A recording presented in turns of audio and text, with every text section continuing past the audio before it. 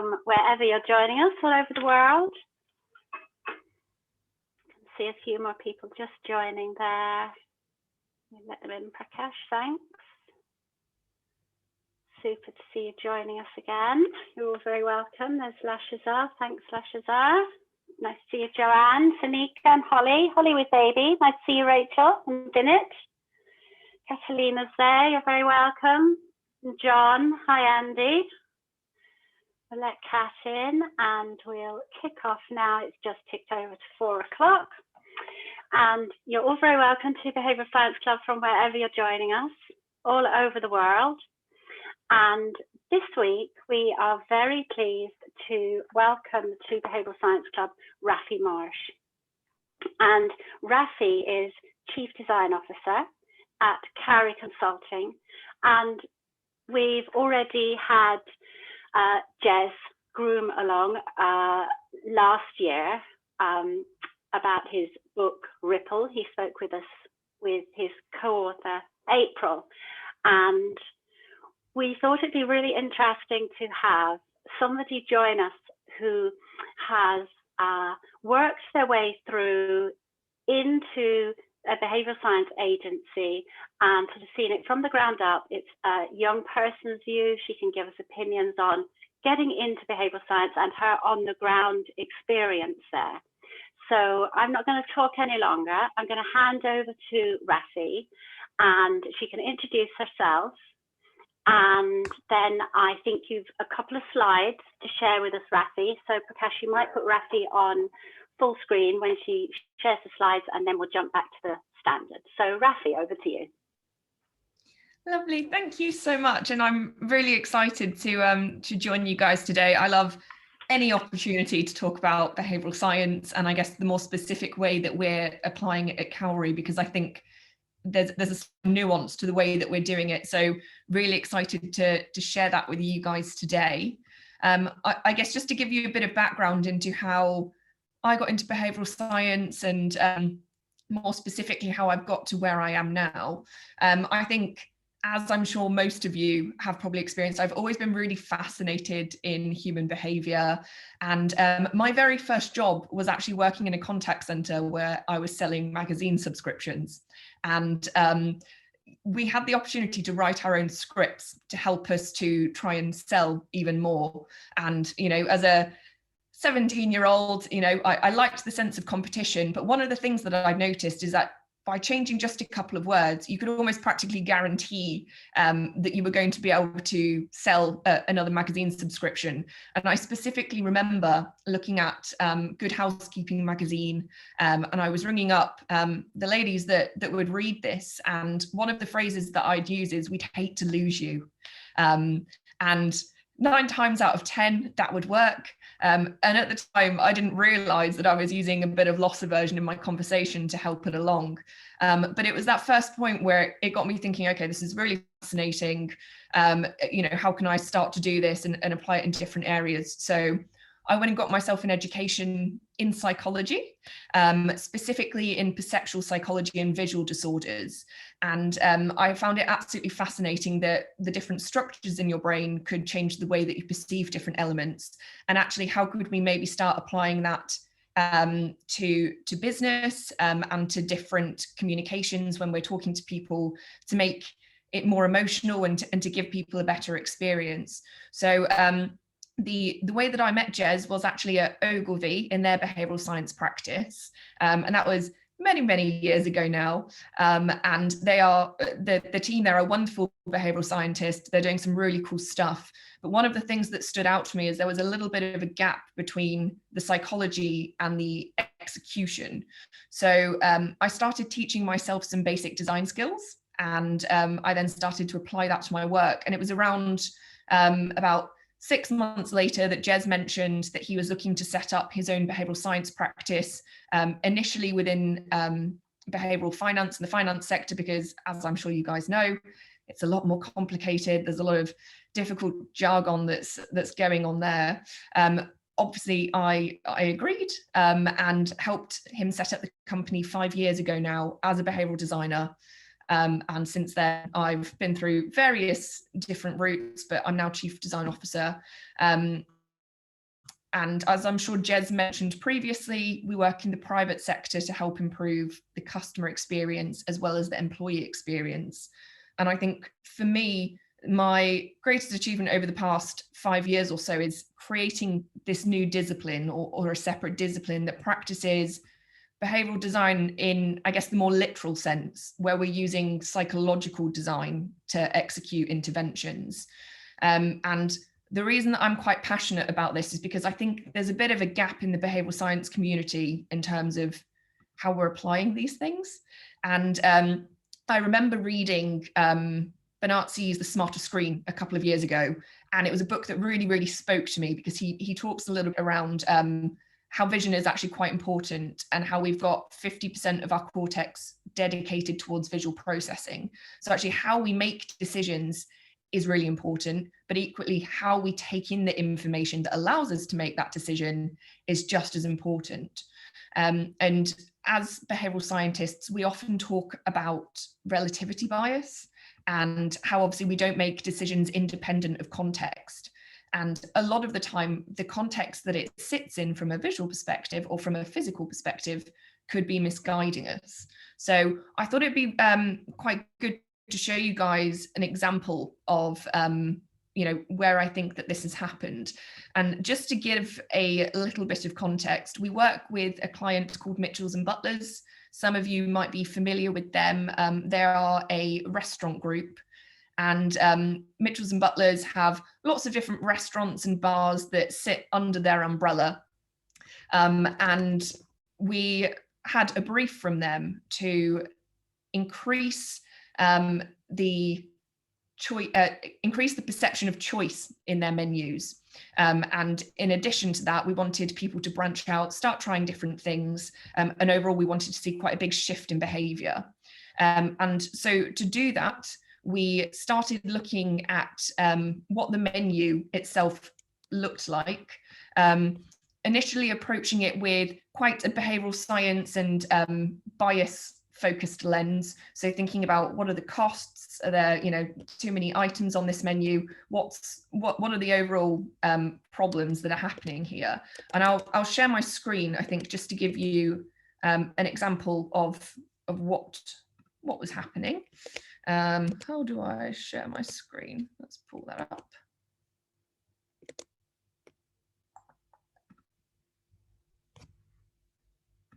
There it is. Okay, so hopefully that's popped up on the screen.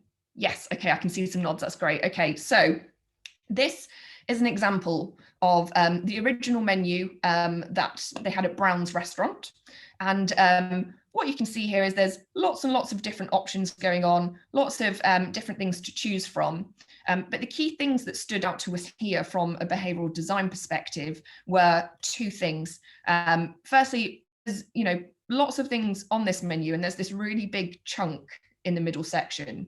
And actually, what this is doing from a visual perspective is it's saying that this part of the menu is more important. If you think about this in terms of size congruency, we're attributing more importance to the middle section. So we were often seeing people order a main course, but they were less likely to get a starter, they were less likely to get a dessert, and less likely to order from the sides of the menu. The other thing that stood out from a design perspective were these images that were around the edge. And at the time, we ran some pop-out insights, and we also ran some eye tracking. But prior to that, we had noted that these images were most likely going to be a bit of a barrier to the behavior we were trying to drive. And the reason for that is because of the location of these images. Obviously, they're at the edge of the menu. And what this typically does is it's pulling the eye gaze out towards the sides. And it means that people are finding it much harder to process and absorb each of the different dishes. So people are either less likely to make a decision at all, or they're more likely to just go for a main because it feels easier. So we did a rejig of the menu. We implemented probably about 30 different behavioral science principles onto the menu, and then a further 15 what we would classify psychological design principles into the menu. And this is what we changed it to. So quite a subtle shift you might argue.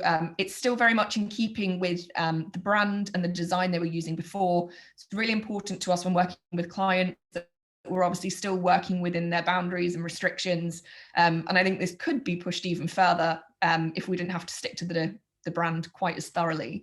But there are a couple of key things to note here on this page that I think are quite important. The first one being, you can now see that there are 3 equal sections of the menu. So the first part where the starters are is an equal size to the second part, equal size to that third part. And what that's doing is just overcoming this signal that we're sending to customers that the starters are maybe less important or the desserts are less important. So we were trying to just guide people around the menu in a way that felt easier for them and opened them up to the range of different options. The second thing that we've got almost the same images, but we're using them in a slightly different way. So you can now see that they're very much focused around the center section. We've chunked up all of these dishes into categories to make it easier, but the individual images actually guide your attention towards the start of each section, so that as your eyes move across this menu, we're starting to tell more of a narrative or a story. So people would typically tend to start on that top left-hand corner where we've got more visual imagery that we know is going to instantly attract their attention. Then they tend to move down, up again, down and up again, and it follows more of a story as opposed to just skirting about all over the page trying to figure out what's happening. And we again put this into eye tracking to make sure, to just give us an initial proof point that what we'd done was going to be beneficial.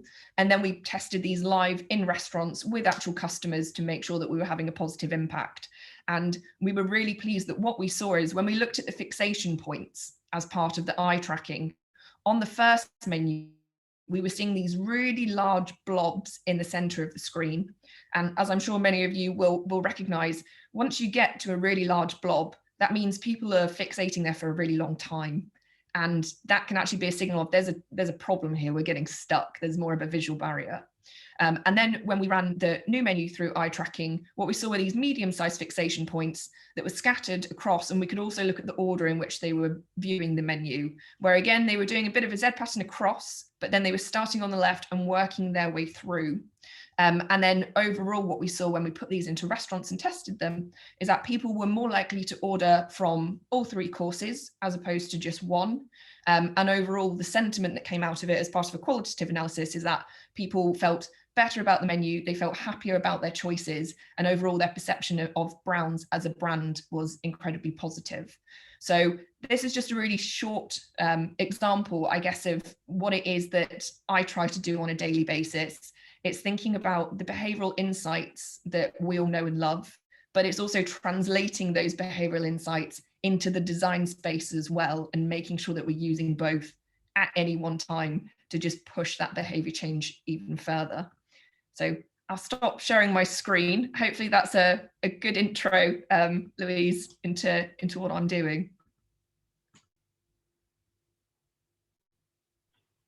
That's great. Thanks, Raphy. It's so interesting, and I'm delighted that you dived straight into a design project. There was a super article today. I don't know if it's actually posted today. Samuel Saltz, they posted an excellent article in Media today with lots of comments about the state of behavioural design. So it's great that we're talking about that today. It's a really good read. I recommend that.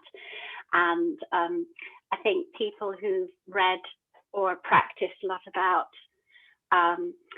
menu design know the thing that chef specials become the chef specials. So I always love that idea. And a few weeks ago we had Graham Newell here, and so people who were members who were with us for that presentation will have had a really great example shown of eye tracking. So that's great that you brought that up as well, Raphy. So what I'd like to do before I just hand you over to Prakash is maybe take a step backwards now. We've talked about what you're doing at the moment. Maybe just tell us a little bit about how you made the sort of transference, as it were, from your academic studies into your first sort of work experiences, interning, and then how it was that you actually came into, I know you said you met Jez, but there's bits that went on before that. So maybe just fill in a little picture there, Raphy. Yeah, absolutely. So I think I was initially introduced to Ogilvy when I was at university. I was lucky enough to have a 6-hour session on job talks and, you know, future career pathways, which was incredibly long. But the very last session as part of those 6 hours was run by Juliet Hodges, who was at Ogilvy at the time and is now a behavioural scientist for Bupa. And she spoke about all of the fantastic work they were doing there. So from that on, I knew that I wanted to do something in behavioural science, as opposed to some of the other areas or opportunities that you could use this knowledge in. And I applied for a summer school whilst in my second year at university, of which I was unsuccessful. I think having just been introduced to BSci, I read a couple of the books, was really interested, but hadn't quite figured out how to start applying it and articulating it. And I'm sure there were many others in a similar space to me. So from that point, I decided that still knew I wanted to do it, wanted to push even harder on it. So really dove into all of the work that we're doing and educated myself on that. Applied for the second summer school. I applied for the graduate program at Ogilvy in general, with a view on trying to squeeze into the behavioural science practice and go in through that door. And then I also was in touch with Dan Bennett, who's still at Ogilvy, to find out about an internship. So my initial experience in behavioural science was on a 2-week internship where I was creating a database of all of the different biases, I guess, that you could use, and then trying to create a toolkit or systematize the way that we could apply them in a similar way, I guess, to how I use it now. And then at the end of those 2 weeks, I think I was successful getting onto the graduate program at Ogilvy. So I told Dan, with, bearing in mind that I still wanted to be specifically in behavioural science, and I was offered another internship to go back and work for them, which was meant to be 2 months, but kept getting extended until it was 6 months in. And as I mentioned, during that time, got to do lots of really exciting stuff, speaking at events, talking with clients. And at the time there was Nudge Doc on tour. So we were taking elements of obviously the Nudge Doc event and festival that they run every year, and taking them around to different clients to give them a taste of what behavioural science can look like within the private sector. Alongside that, I was working on my design skills. So I discovered Sketch, which is a fantastic program to design in. It's incredibly easy to use. And actually, a lot of our clients that we speak to already use it. So Trainline, for example, in the UK, use that to create all of their websites and their apps. And what that did is it gave me more of a shared language, so that when I'm speaking with clients, I can understand more of the design restrictions and elements, so that I can apply the BSci, but still be aware of the restrictions that the developers or the designers externally are going to have as part of their job. So I think that was it was six months at Ogilvy before Jez then teed me up in a slightly strange way, but I'm sure he won't mind me saying. He'd messaged me before work. I was commuting into London at the time from Leicestershire, where my parents live, and he'd said to me, one of my friends is setting up a behavioural finance practice. He'd love to chat with you. Let me know if you're interested. And I'd gone back instantly and said, yes, that sounds amazing, because at the time, I don't think they were able to offer me a place at Ogilvy. So in the morning, I'd gone into the shopping centre in Canary Wharf, where the office was at that point, bought myself a new outfit because I didn't think that I was dressed quite casually that day, and sat in the office, and I'd messaged Jez a couple of times to say, can you just give me a bit of info on your friend so that I can Google, I can prep, so that I feel prepared to speak with confidence about the role. And he said, no, don't worry about it, it's all fine. So over the day, I got slightly more nervous, and Jez had said to me, let's meet outside the office, because at that point no one knew he was leaving. And as we walk into the tube, I said, at least just tell me your friend's name. And he turned to me with an incredibly cheeky smile, but just said, it's me. So I then went and had a chat with him where he talked to me about Cowry and what he intended to do. And that has now been the past 5 years of my life, which has been absolutely wonderful. I've loved every minute of it. And yeah, I'm really excited to, I guess, see where it goes from here, and excited to expand the discipline that I've created as part of Cowry and educate the wider B-side community on, how we can turn it into more of a strict practice that's included across the board. That's a really lovely story, Raphy. And I'm sure there'll be members listening some of the younger members are just hearing your story of the journey that you took into the subject will be really inspiring for them. And you're extremely enthusiastic about the subject, sort of emanates out of you, which is really nice, really encouraging. So I'm just going to hand over to Prakash now. We don't want to, I could sit chatting all afternoon, but I told you I promised I'd shut up. So I'm going to hand over to Prakash, and then we'll take some questions from the members. Thanks, Raphy. Cool. Thank you, Louise. And Raphy, we already have a lot of people who have logged in. I think there's a lot of curiosity around what exactly happens in a behavioral science consultancy. Like, what do we exactly do, right? And the fact that you are the chief design officer at Cowry, and Cowry is very well known because of multiple things across the globe. So I see a lot of people who have come down, and I'm assuming it's primarily from an applied perspective that we are here. So the questions that I have, I'm going to drive them towards the applied world. And folks who are here, start putting up your questions. And then we'll open them up for Q&A as soon as possible. Maybe right now, almost, right? One more thing before we start the questions, for folks who have joined us for the first time, second time today, please put your videos on.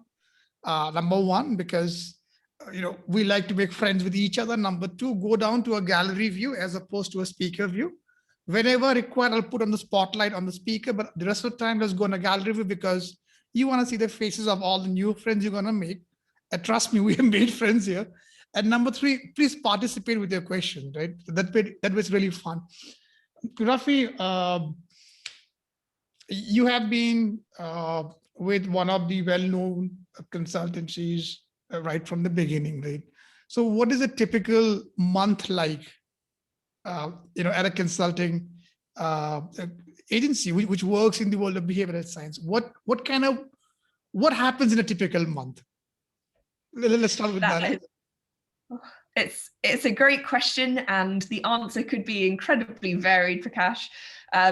Typically, so for us as part of a consultancy, we've got a set process on how we will approach projects, where we split it into 2 weeks where we're identifying friction, 2 weeks where we're working on creating a more fluent solution and interventions, and then a minimum of 2 weeks for testing or setting up the test, which can then run for much longer. So on average, I guess across a month, you've got projects starting, projects ending, so a real mix of things.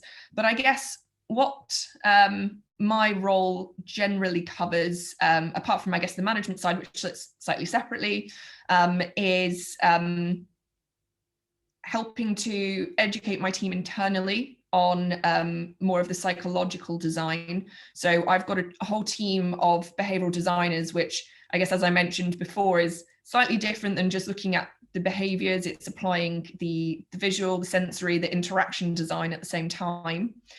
So we're very much involved in the second part of our process, where we're creating more fluent interventions. So we'll be running internal workshops where we are, I guess, looking at different frameworks to act as a foundation, and then building on that by applying lots of different visual and sensory psychological principles to build an intervention. We then get one step further, where we will create a conceptual design to share with our clients. Often when you talk about the solutions and the behavioral science, people find it fascinating, but they also can't quite visualize how it's going to work.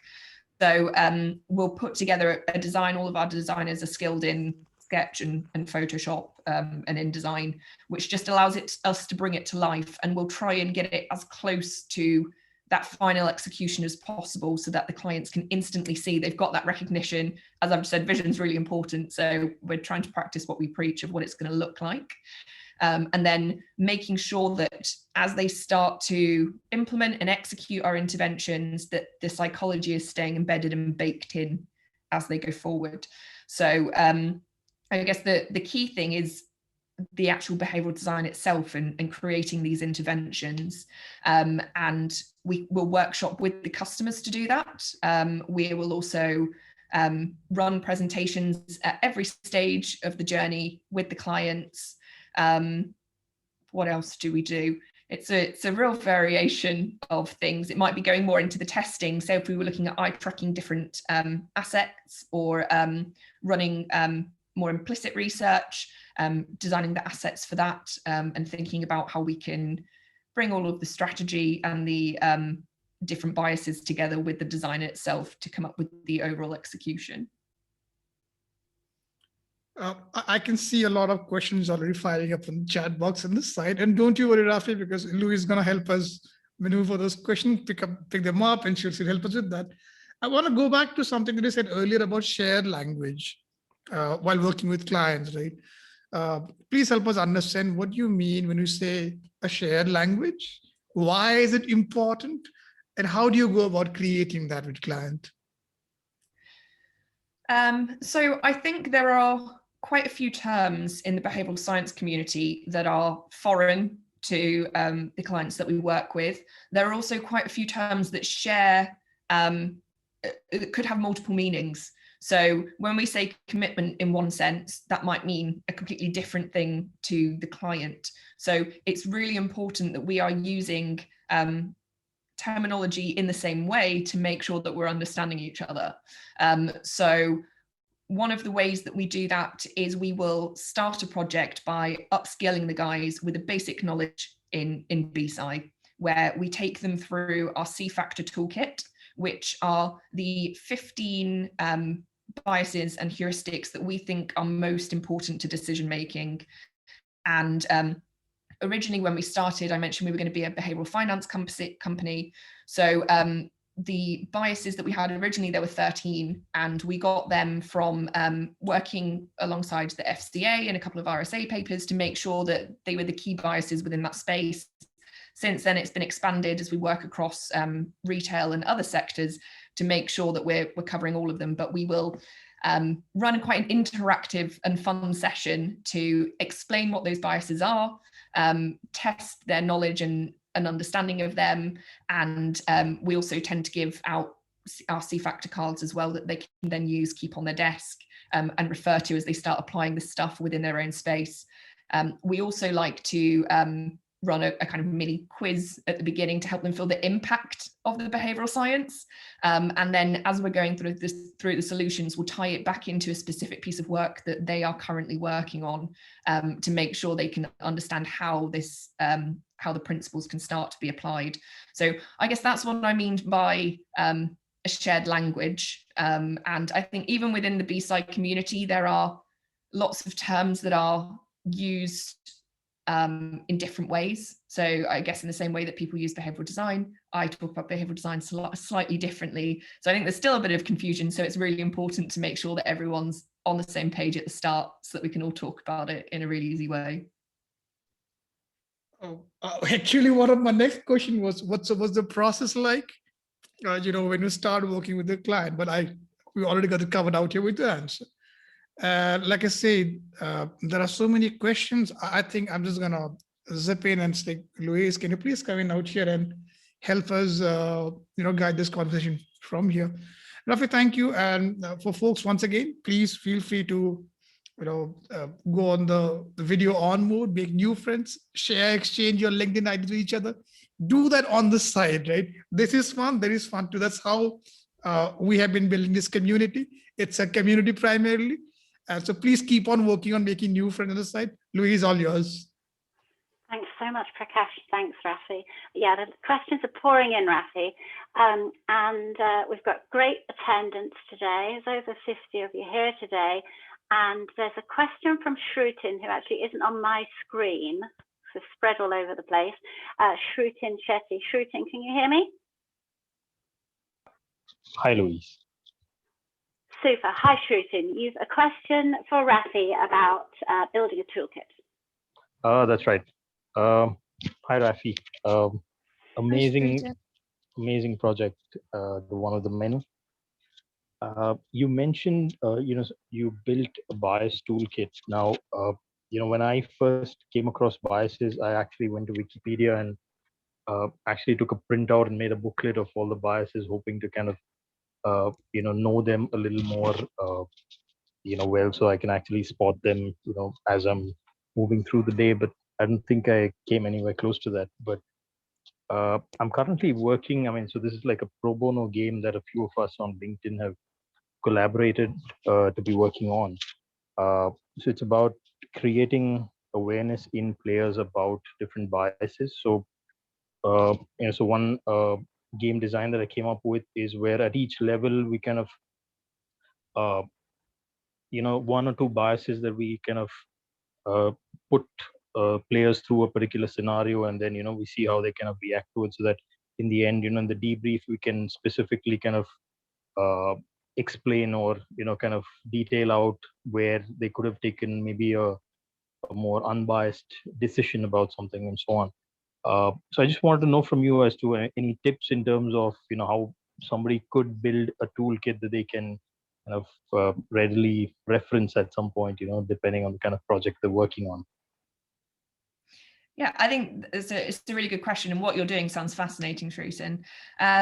I think one of the best ways to get people to understand the different biases is by getting them to experience it themselves. So before, when I mentioned obviously doing a quiz and getting people to feel it, but also I think having visual examples is quite important. I think the main barrier that you tend to have is just because there's so many out there that we need to know and be thinking of. And I'm in the middle of, at the moment, of creating a second toolkit. So I guess it's very front of mind for me. But I'm trying to specifically make one that's focusing on the psychology of design. And part of that is having separate principles that just apply to design. And part of it is actually translating all of the ones that we know and love into an actual design execution. And I think for me, the best place to start is by thinking about the outcome. What do you want to happen? And then getting into, okay, well, here's some principles that they're going to drive that outcome. And then here's how we could apply it in a specific asset or environment. And that's normally the best way to break it down, because obviously you've got this mass or this wealth of different biases that we can use. So I think the best place to start always is with the person and how it's going to impact them and the behavior that we want to do, and then just trying to break that down. But I love the sound of what you're doing, in that you've got almost a constant reinforcement and you're breaking it down into smaller pieces. That sounds really interesting. Yeah, I thought that would be simpler. Yeah. Thank you. Thanks. Yeah. Thank you. Thanks, Shrutin. Great question to kick Thanks. us off. And we have a question here from Graham, seconded by Tony. It sounds a little bit philosophical, actually, Graham, but maybe you'd like to ask your question to Raphy of the two uses of the word good design versus behavioural. Thank you, Louise. Join us, Raphy, Graham. I'm curious just the difference between what's good basic design, which is just, is going to be visually pleasing, and what is behavioral design. What's the difference between those two? It's a great question, Graham, and it's one that I am trying to articulate on a daily basis. I think a lot of design, when it's good and executed well, it is aesthetically pleasing because of the way that we, I guess, biologically respond to it. So, for example, in the way that we love symmetry and find it easier to process as opposed to something that's asymmetrical. I'd say to get to behavioral design, it's more about inducing a psychological response. So, for example, I think that retail and advertising are maybe ahead of the curve in the way that they're using behavioral science, but they're not necessarily aware of it, or more specifically, the behavioral design. So ASOS, for example, the clothing company, I saw recently in an email that they'd sent out, they had personalized this email and put in some different items that I've previously had in my basket. But then the actual image of the clothes actually disappeared the longer that you spent in the email. So it's a visual articulation of loss aversion that normally, you know, we might just use the words, don't miss out. And in other spaces, they're maybe not doing it quite as well. So if you think about size congruency in a supermarket, when you're looking at a price, people will often put the discounted price much larger than the previous price, which obviously doesn't quite fit because the new price is actually smaller. So I guess the way that I think about psychologically designing that sits separate to design itself is not just making something look nice and feel good. We're actually trying to drive a specific behavior with it at the same time and drive a specific emotion to change the way that they think. Thank you.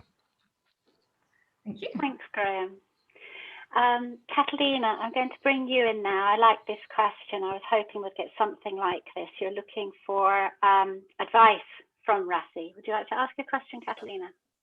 Hi, yes, Raphy. It's so nice to meet you. Super inspirational. Hi. Hi, That's all right, Catalina. Catalina, go ahead. Sorry, my internet's kind of bad. I was just wondering, I'm currently going into a master's in consumer behavior, and I have no idea how or where to go from there. And I was wondering if you had any advice you could give us who are about to finish our graduate studies or postgraduate studies, of how we can go into the industry, into the business. Yes, absolutely. And incredibly excited to hear that that's you know, where you'd like to take your career. I think there are a couple of paths that tend to be a bit easier. I guess my first piece of advice would be to find different behavioral science consultancies and agencies that are practicing behavioral science and speak to them. A lot of them have got quite nice summer programs or opportunities for internships. At my company, Cowry, we have regular internships, but we also run a global behavioral science summer school, which is for 2 weeks over the summer.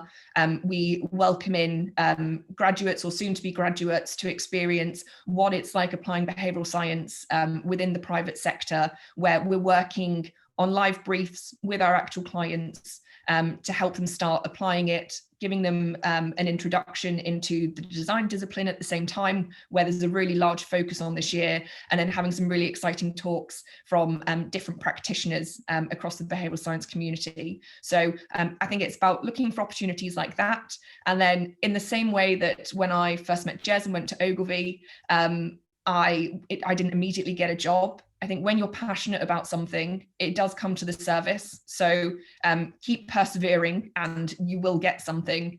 You know, try and be active on LinkedIn, try and be active. If you find a specific company that you want to speak to, then put in chats with them. Most behavioral scientists will happily go for a cup of coffee with people that are interested in the field. So I wish you the best of luck and look forward to seeing what you do. Thank you very much. That's lovely advice. Thanks, Raphy, and good question, Catalina. So I'd like to bring in Luciana. Luciana, you had a very good question about the state of behavioural science being with agencies and consultancies. Would you like to ask Raphy your question? Oh, thank you very much, Louise. Thank you very much, Raphy. So yeah, from my experience, I can say that I'm a marketer. I've been working in marketing for over 7 years, and in-house marketing within companies, not for agencies. And from my understanding, the application of behavioral sciences principles and frameworks within companies is very rare. So we tend to outsource it to agencies or consulting firms, or nothing at all, actually. So my question for you, given your incredible experience, is: do you think it's the lack of application of behavioral sciences within companies is due to skepticism or sort of reluctance because we think they're not effective, because they're not extremely quantitative, or because we don't know they exist and that we can actually use them and apply them to marketing? I think that's a great question, and I'll almost split my answer into two parts.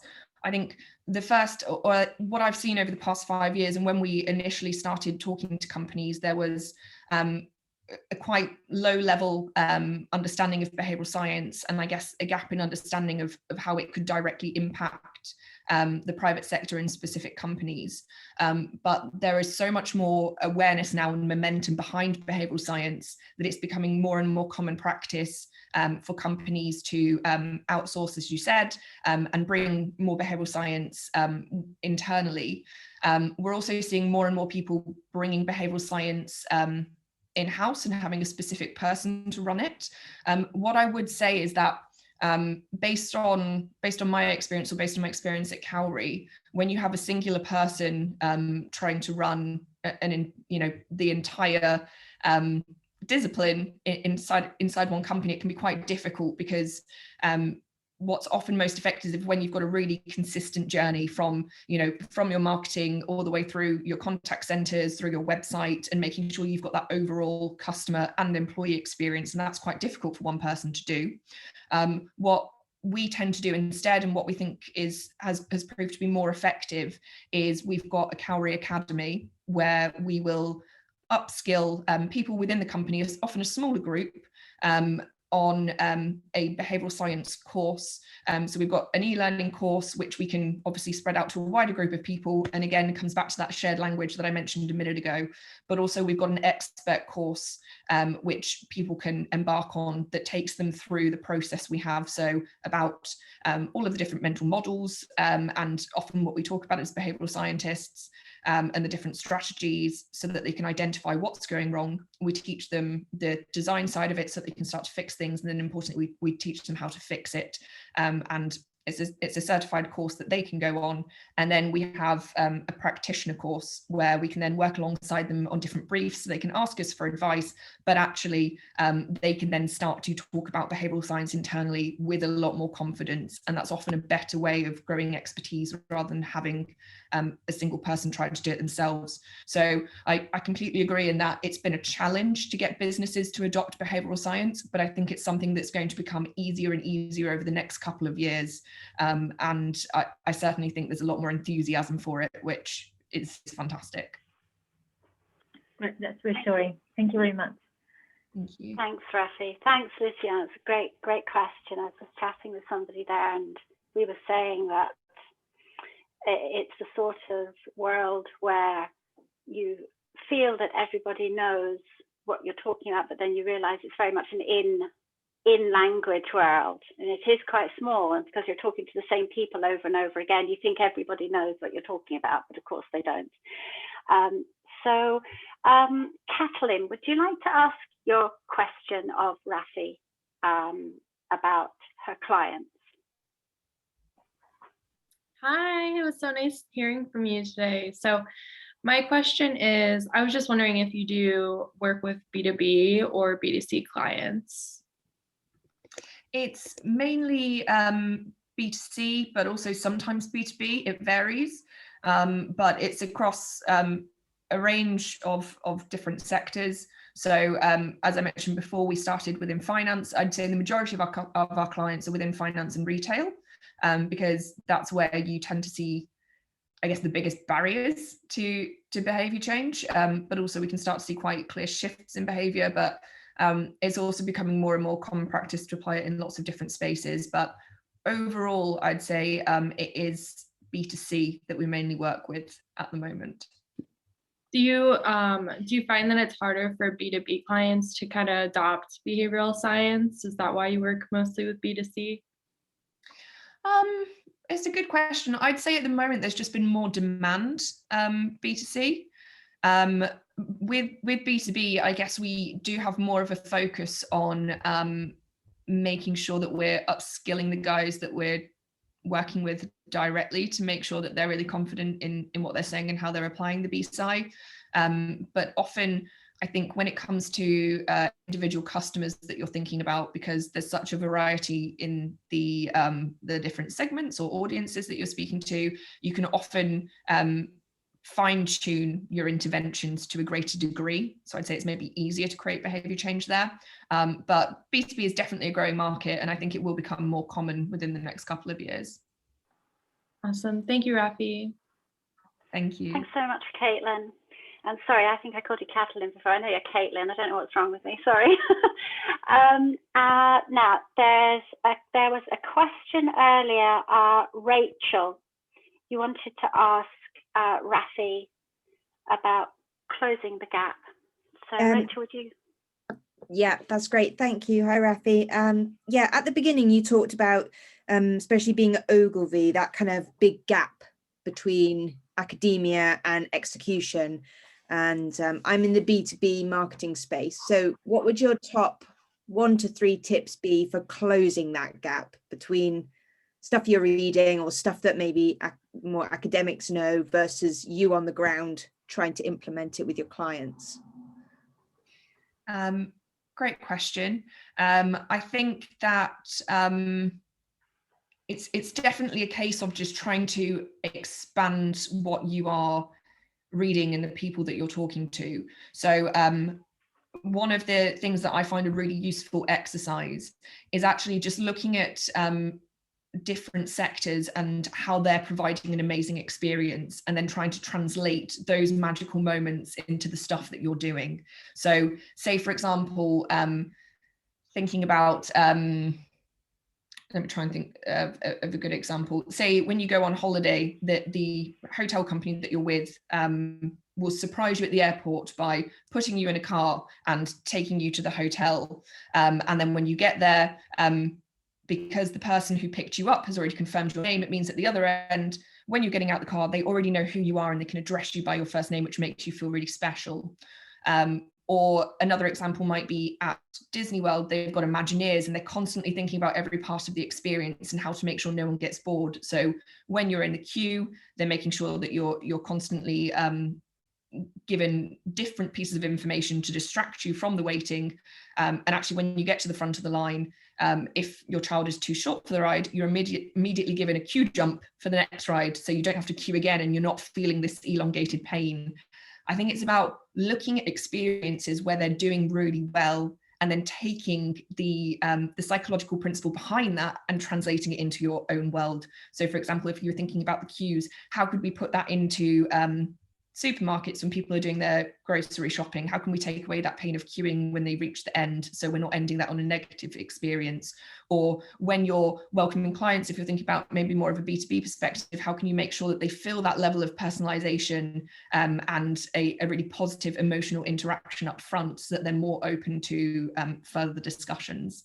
I think that would be my key suggestion, is taking those other magical moments and implementing them in your own world.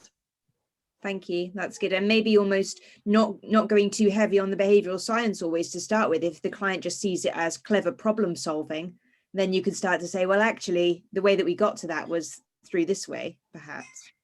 Yeah, absolutely. And I think that often people are looking for, or our clients often say they want that fly in the urinal moment. You know, what's that really key small thing that's going to change behavior? But actually, it's not necessarily always going to be that simple, because their problems are much larger. You might need lots of other solutions. So I guess taking a more creative lens to it up front and then building it out using the behavioral science can often get you to those more creative solutions.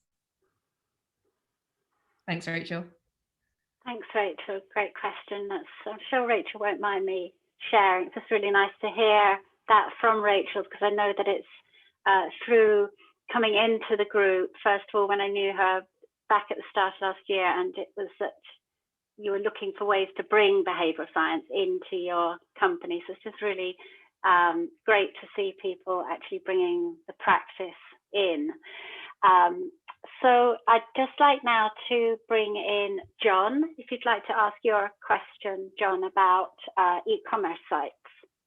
Yeah, thank you, Louise. And thank you, Raphy. It's been really interesting. So it's a bit of an open-ended question, but there's a common frustration at work. So I work in a media agency where we'll get a brief through, and sometimes I really want to say, look, have some of your money back. don't spend it on advertising, spend it on a sort of more behavioral perspective, including things like sort of the design. Simply because I think sometimes the moment something's deemed to be an advertising brief, we approach it from the point of view of top up the funnel at great expense and then hope for the best, instead of doing what you said earlier in terms of working backwards from the behavior that you'd like to elicit. And so, I mean, this is where I appreciate my question is extremely broad, but I'm just always fascinated by some of the things that are not explicit, but really important in preventing, sorry, let me get this right, that are not explicit, but are important in making sure that a behavior does happen, and the absence of which then can stop that behavior from happening. So I was just particularly interested if, especially from an e-commerce point of view, you've seen any examples or principles that you found to be particularly effective at making sure that you close that last mile.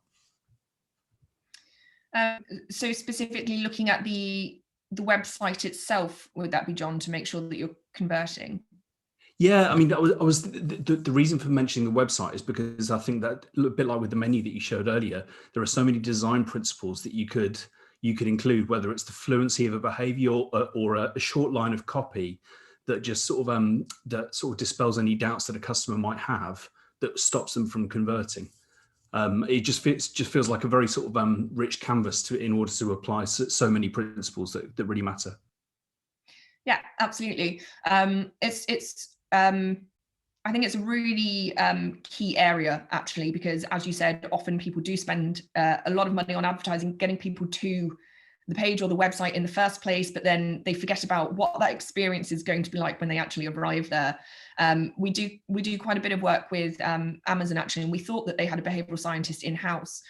It turns out they don't. They do a lot of testing to find the best solution. And it was quite nice for us to be able to say, well, the reason that one works is because of this particular bias. And actually you need to think about it the other way around, where you're implementing the psychology so you don't have to go through all these additional stages.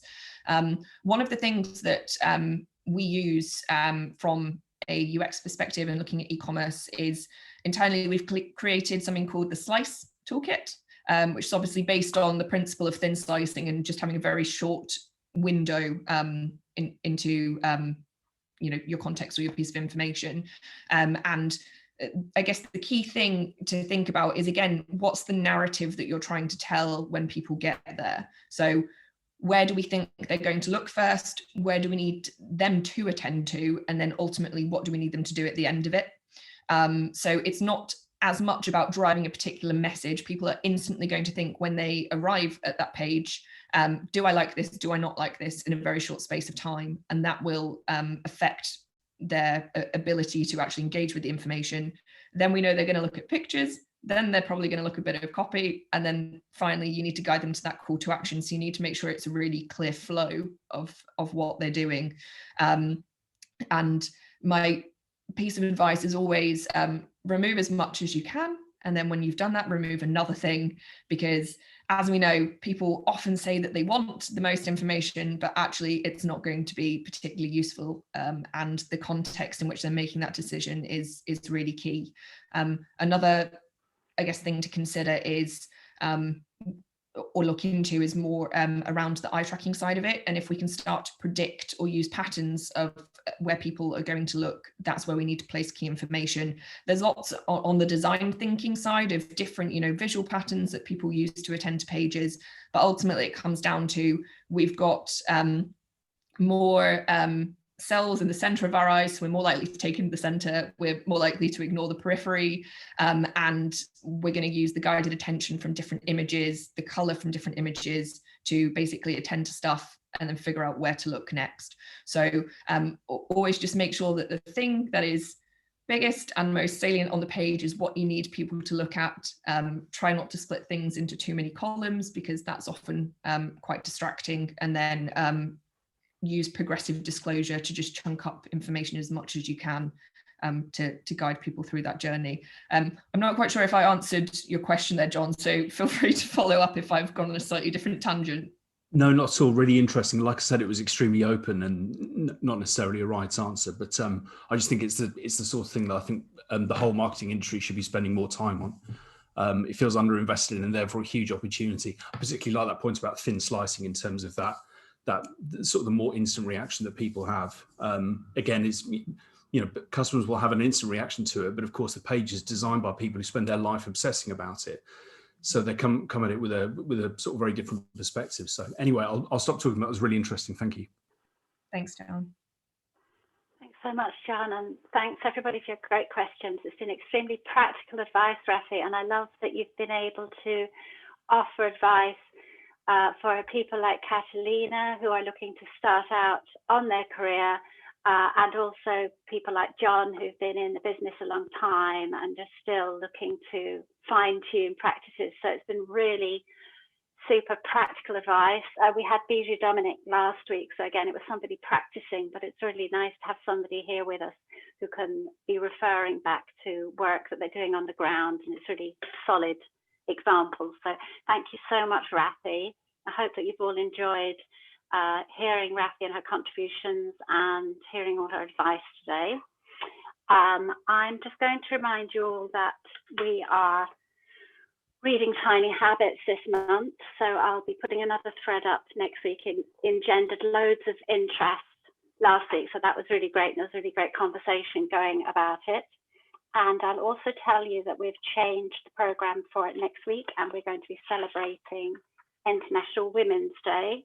And I've invited a number of our more loyal female members to contribute to our event next week. So I hope you'll all join us for that as well. And so now I'm going to hand back to Prakash to wrap up the event. And thank you all so much for joining us again.